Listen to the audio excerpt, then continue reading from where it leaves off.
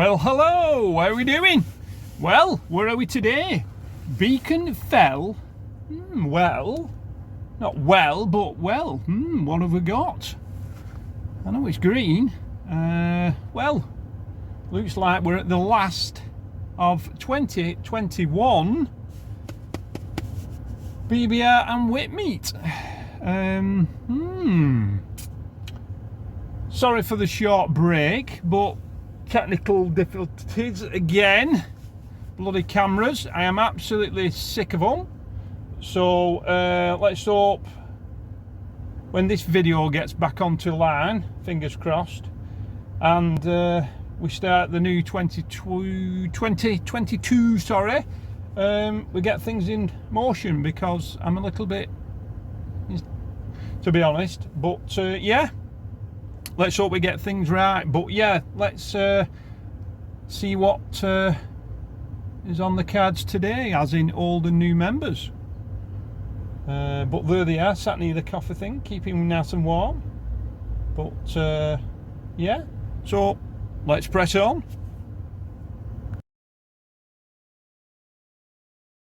You never know. Did you notice that though when she said? Which one's this? Do you know the lady who lived at the farm where Kitty's Oh was yeah, taken? the mill farm. Her family got it 6 years after, and I was thinking, hey, I thought you were talking about the Pendle Witches though, because that was about a land grab. I could tell you all about the Pendle Witches. I did it when I was at college. I did my A-level history project was on the Pendle Witches. So sorry about that. Sorry, I'll show them now. There's a thing, I can't remember. It's on Amazon Prime or Netflix. There's a whole thing on about Pendle Hill. Is there on Do you there? remember when we did the Dogman video? We went up Pendle Hill, me and Millie, and like we tied it in with Pendle Witches as well. And you did like a portion of that video, and you talked about the whole case and the history behind it. there's a lot of misinformation out there. Absolutely. I 100% agree. It's trying to rain, isn't it? You know, and when checking when you look at the reports, there is a chip, but it doesn't seem to be anywhere you are in the UK. You could put a pin on it and you'd be able to find a report that was within at least 5 miles, most definitely. But then you've got the trouble of, what if they've not reported it as a Bigfoot or a Dogman? What if it's gone to the paranormal world? You know, I'm in the woods, I see this eye shine, something's following me, oh, it must be a ghost, or it must be, I think it must be a demon. So when they see red eye shine, we tend to report demons and things like that. And I think, are they misidentified encounters? That could just be me having a bit of wishful thinking. But there's a reason I've always gone to Screaming Woods. If someone says, oh, it's known for women screaming, and I think, right, I'm going there. Because they're hearing something, aren't they, that's like thinking, so I'm thinking, it might be worth a chance. You know, if I go there, it might be worth a chance. So when I found one here at Beacon Fell, I was like, oh my God, it's not that far from home. It was within an hour. It's not that far away from there. I didn't know then that I'd have all these accounts that I have now. So back then I had like 11, and they were all spread across the country. So you got Wales, Scotland, you know, it's tight. And I'm thinking, can I get from there to there without hitting a town? Well, if I use the river, I can. I can outskirt the town, not even have to go near the town. I stay on the greenbelt land. I can eat all the farm food, everything on the coast, everything in the woodlands. It's a forager's place. So I actually went back and did some archaeology classes because I wanted to understand about early man and what we did.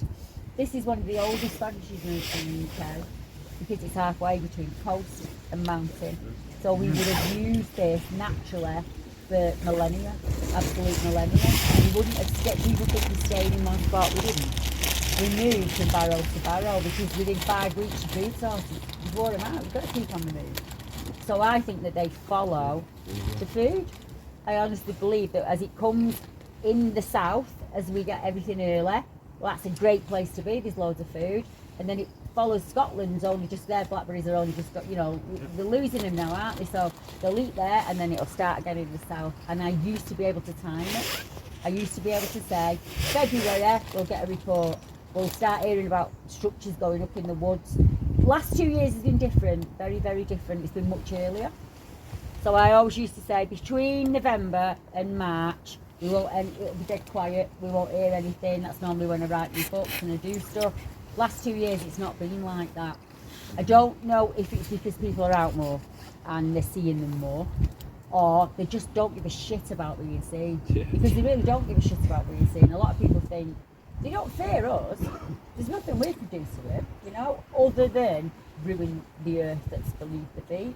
Because it don't matter what weapon you had, if you'd have last that night, if you'd had a flamethrower, you wouldn't have been able to keep up with it speed-wise.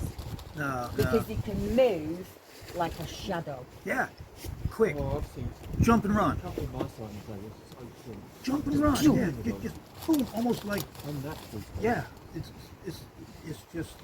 I'm trying to think You of were something. followed back to the car by something you couldn't see, but it was growling around you, It circled like It's around probably you.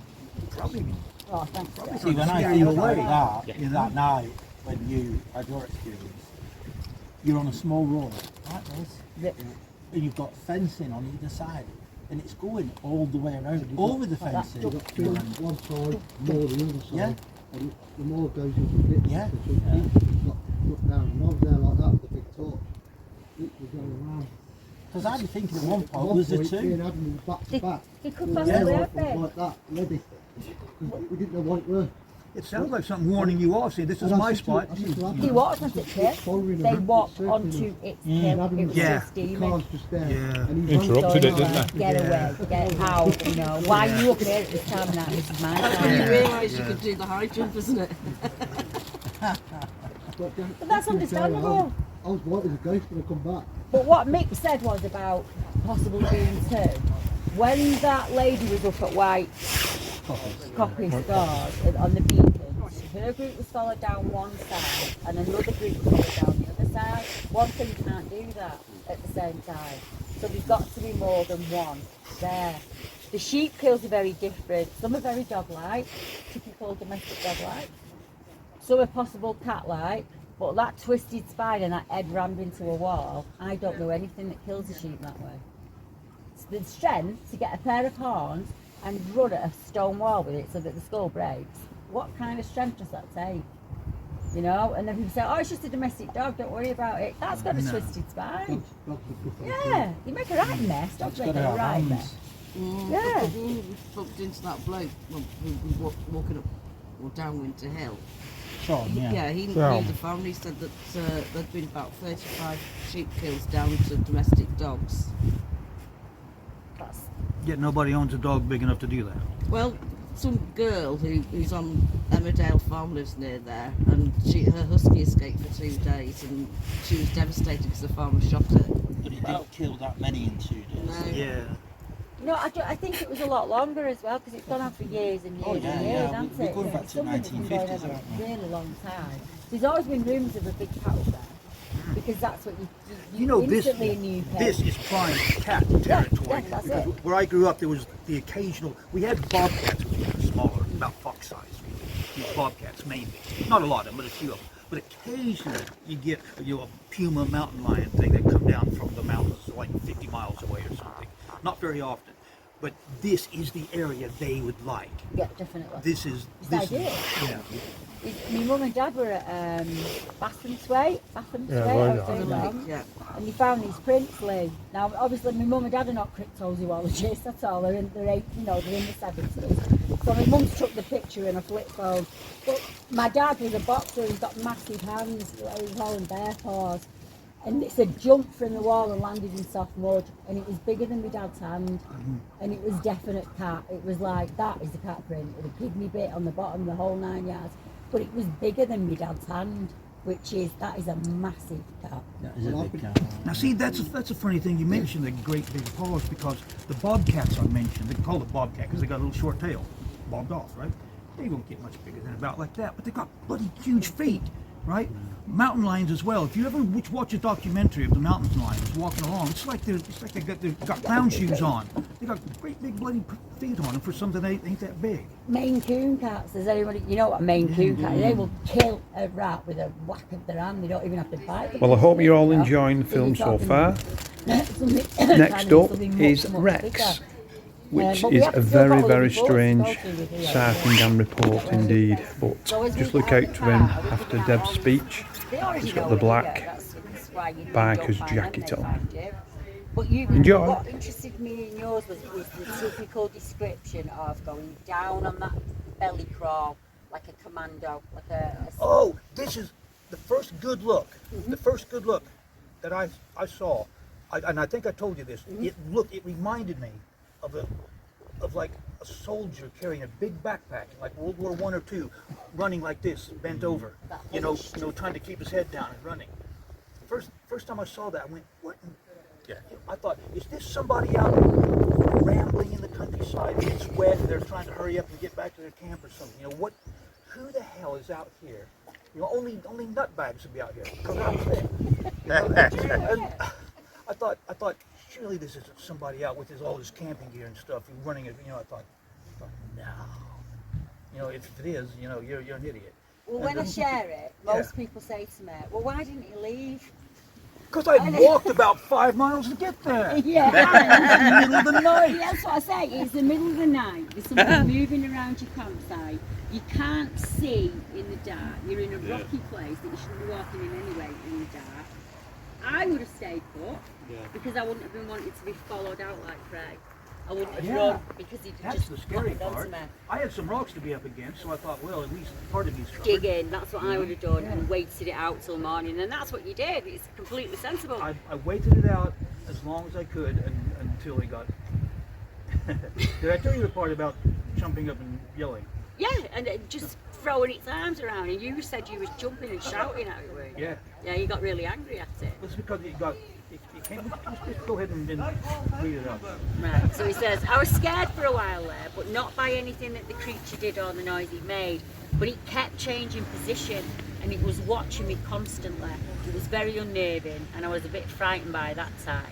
He never made a sound, other than the sound of it getting up. It'd run a short distance, and it'd squat down again. And it seemed to be watching me from about as far away as half a football field. That's where it started, probably, here to the far edge of the car park. That's where I was starting to see it pretty. That's where it probably knew where I was by then. Yeah. And it wouldn't stay in any spots more than a few moments. Every couple of minutes at the most it'd squat there, and then it'd lunge up and run off. And it'd get in a different vantage point where it could squat down again and just watch me. I didn't have a fire going, it was fairly well dark, the sky provided enough light. I got the impression it was trying to see what or who I was. It felt like I was being scrutinised by something that was perfectly at home there, and I felt like the unwanted intruder. And as you can imagine, I didn't sleep all night. I just stood up there in the cold waiting for daylight. And when it was almost morning, I made my way out of there. I kept watching behind me the whole way out, just in case it was still there. But as far as I could tell, it was gone, and it was really intimidating. So I don't think I've added that bit in where you got angry. Right. Well, I told this to Paul, but I didn't tell anybody else. I had taken a very dull machine because I had a tarp, a very dull machete, some stuff to eat, some stuff to drink. Yeah. And I was out there, and when this. Did I tell you when I first did your report? Something else I didn't tell you. Then you did that picture. Do you remember that? Oh, well, I was going to get onto that. Yeah. I nearly had a fit. I know. I looked at that and I thought, oh my God, that. Yeah. Except what I saw had slightly shorter hair. And then you, I think it was, told me about another lady who saw something almost the same as what I saw, the same as that picture that you came up with, and not that far away from where I'd seen. No, that's only it. like 20 years previously or something like that. She is called Becky Doherty, the girl, and she's from Malton. And she said she was in the tropical island with her dad when she was a kid. So Dad had said like they were playing, and she said it was really, really hot, but inside the trees it was cool. So she went inside the trees, and she said, I wandered off on my own, and I hadn't realised just how far I'd gone. I stopped to get my bearings, and I noticed something. It was hard to make out what it was at first. I saw its arms wrapped around the trunk of the tree, and its head was tilted to watch me. So it's like this. I watched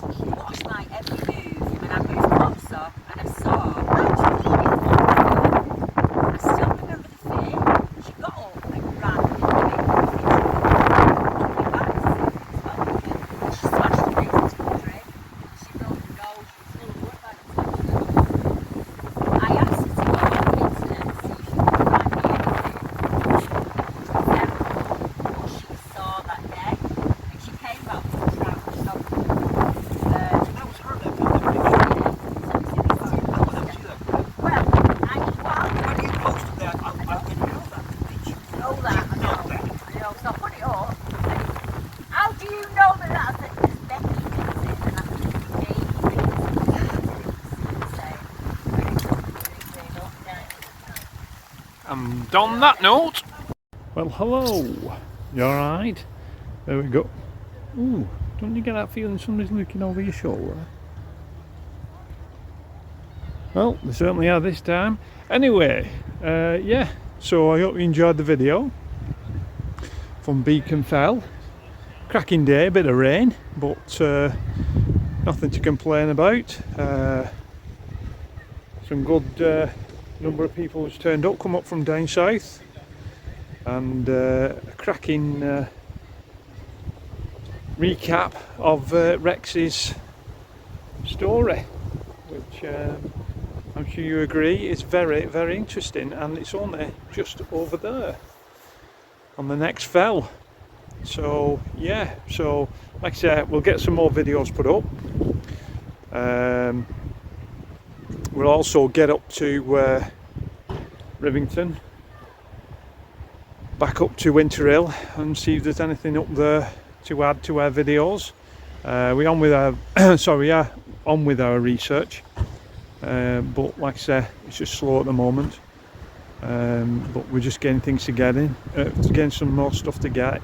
We actually member, I think his name Dave, has very, very kindly dropped some infrared stuff off, like a camcorder and stuff like that, and a tripod and all sorts, which is absolutely fantastic. So we will be using that.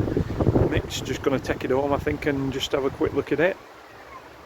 But yeah, so that's it, folks. I'm afraid all the meets are over. Next year is going to be very interesting. We're going to be heading down south. A lot more to look forward to, definitely. I can feel it in the pipelines. We'll get some more tech stuff, a lot more group meets, a lot of camping. So yeah, so keep tuning in to my channel, Mick McLaren's, Deborah Hatswell's, and there's some more stuff coming up, definitely. So from me and Beacon Fell, and for him, it's bye bye for now. Toodle pip. Enjoy the sunshine.